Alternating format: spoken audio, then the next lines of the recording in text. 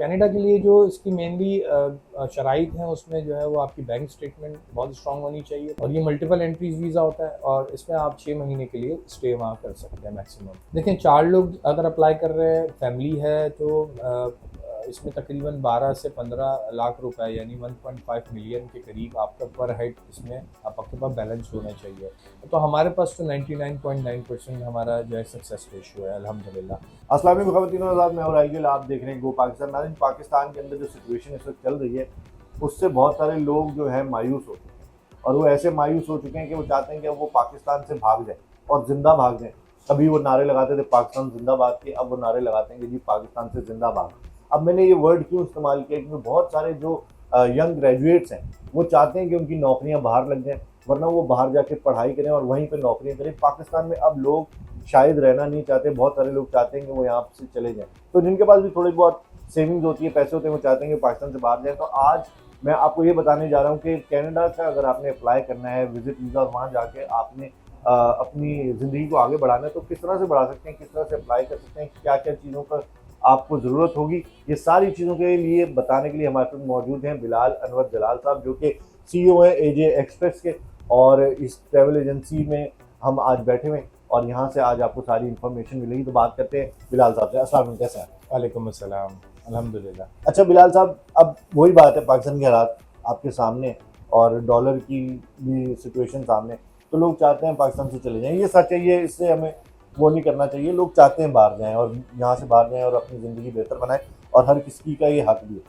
अब कनाडा की अगर बात करते हैं तो बहुत सारे लोग कनाडा जा भी चुके हैं, बहुत सारे लोग जाना चाहते हैं। तो सबसे ईजी वे, सबसे पहले तो मैं आपसे पूछूंगा क्या है कनाडा, कैसे जा सकते देखें, बिल्कुल आपकी बात वो इंडोर्स करूँगा मैं। सबसे पहले वाली बात कि लोग यहाँ से जाना चाहते हैं, यहाँ के हालात क्योंकि स्टेबल नहीं हैं और बुरे से बुरे होते जा रहे हैं। तो इस सूरत में हमारे पास भी बहुत ज़्यादा रिक्वायरमेंट्स आती हैं कनाडा हैं? की और बाकी दीगर कंट्रीज़ की भी आती हैं। तो कनाडा के लिए जो इसकी मेनली शराइत हैं उसमें जो है वो आपकी बैंक स्टेटमेंट बहुत स्ट्रांग होनी चाहिए, थोड़ी बहुत ट्रैवल हिस्ट्री उसमें हो और बाकी जो है वो जो यूजुअल डॉक्यूमेंट्स होते हैं वो उसमें दरकार होते हैं। और दूसरा सबसे मेन चीज़ इसमें जो चेंजेस आई हैं अभी कुछ 2-4 महीने में, वो इसका प्रोसेस है।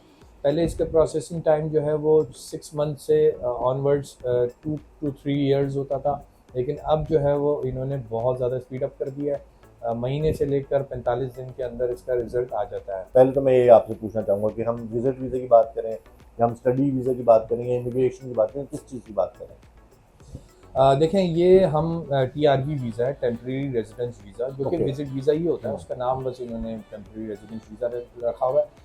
उसमें 10 साल से लेकर पीछे अगर आप आ जाएँ तो 6 महीने तक की वैलिडिटी होती है उस वीज़ा की। तो ये डिपेंड करता है एम्बेसी के ऊपर।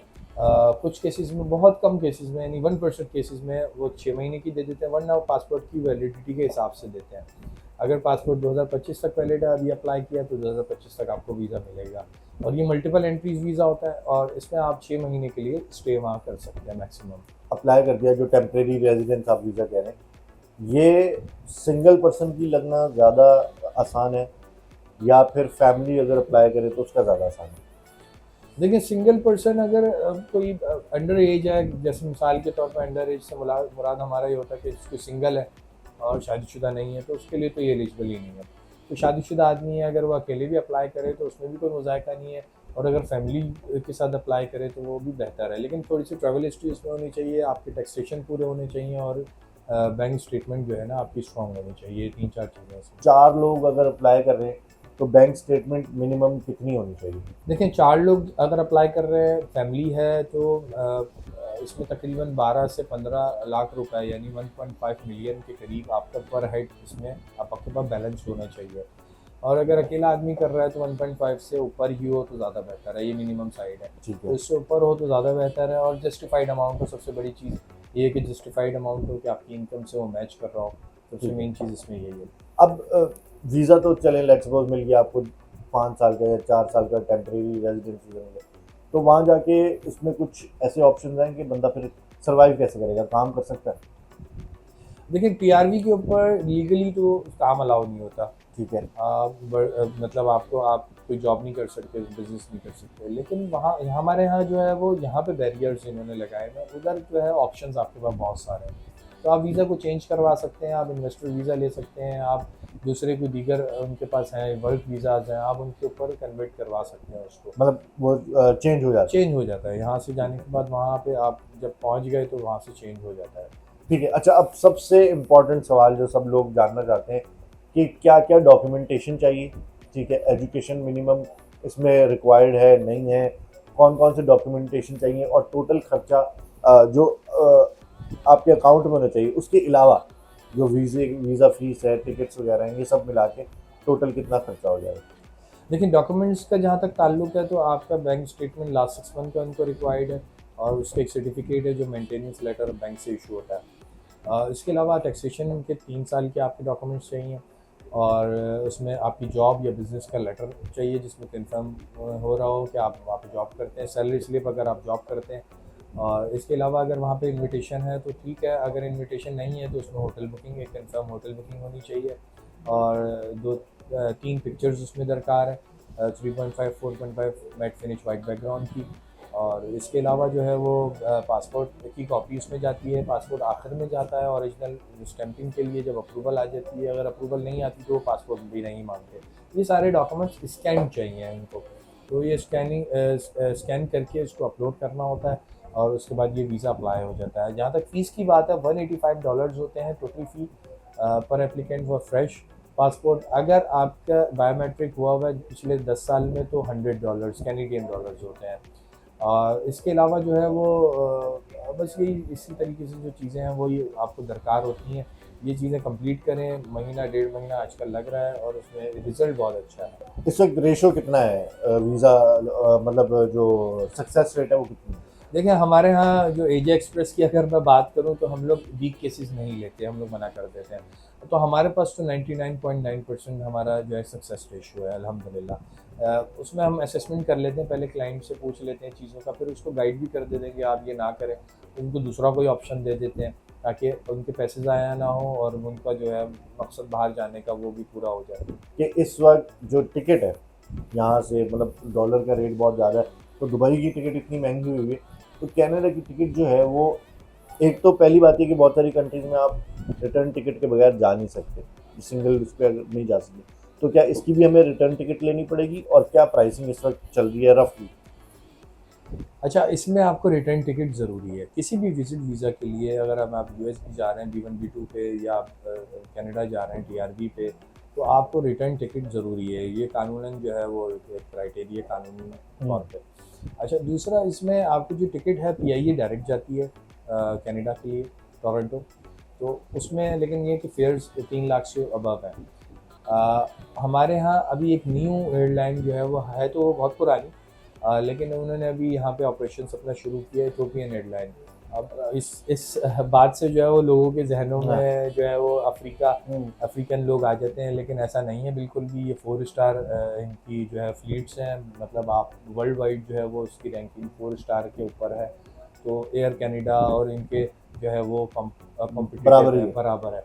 तो इथोपियन एयरलाइन जो है वो इस वक्त बहुत चीपेस्ट है, और वो 2 लाख से लेकर 2-2.5 के बीच में आपको जो है वो रिटर्न टिकट जो है वो कनाडा रिटर्न टिकट जो कि PIA आपको 3-3.5 से ऊपर की आपको टिकट दे रहा है। उसमें भी सीट्स का मसला आता है क्योंकि वो डायरेक्ट फ़्लाइट है, ये इनडायरेक्ट फ़्लाइट है, ये अफ्रीका से होती हुई जाती है। दूसरा इसमें सबसे ज़्यादा एडवांटेज एक और ये है कि 8 घंटे से आपका ऊपर अगर स्टे आता है, ट्रांजिट आता है, तो उसमें ये आपको डिनर, लंच, होटल और सारे अखराजात आपके फ्री ऑफ कॉस्ट बेयर करते हैं 8 घंटे से, लेकिन ऊपर उसकी शर्त है कि जितने लोग देख रहे हैं, अगर वो कनाडा के लिए अप्लाई नहीं करना चाहते, किसी और कंट्री के लिए करना चाहते हैं, तो क्या वो आपसे कर सकते हैं, कांटेक्ट कर सकते हैं। जी, आपकी मैं पहले PIA वाली बात का जवाब दे दूँ।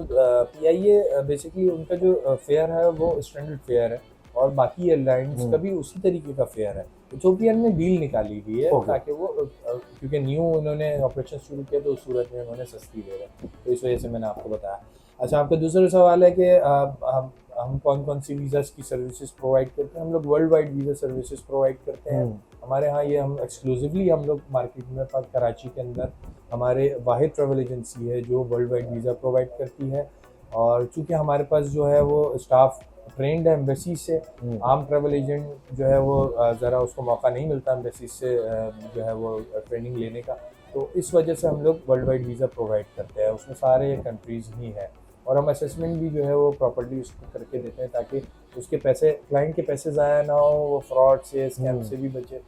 तो ये हमारा जो है वो सर्विसेज का जो है ठीक, क्राइटेरिया है। Thank you so much Bilal साहब इतनी सारी इन्फॉर्मेशन देने के लिए।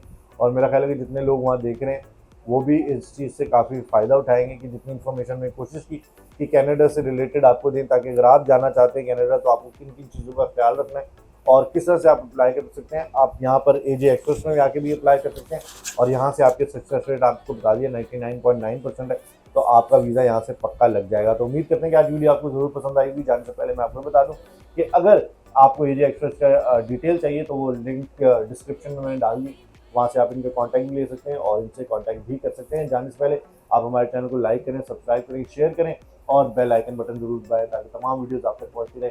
मैं हूँ राहिल गिल, खुदा हाफिज़।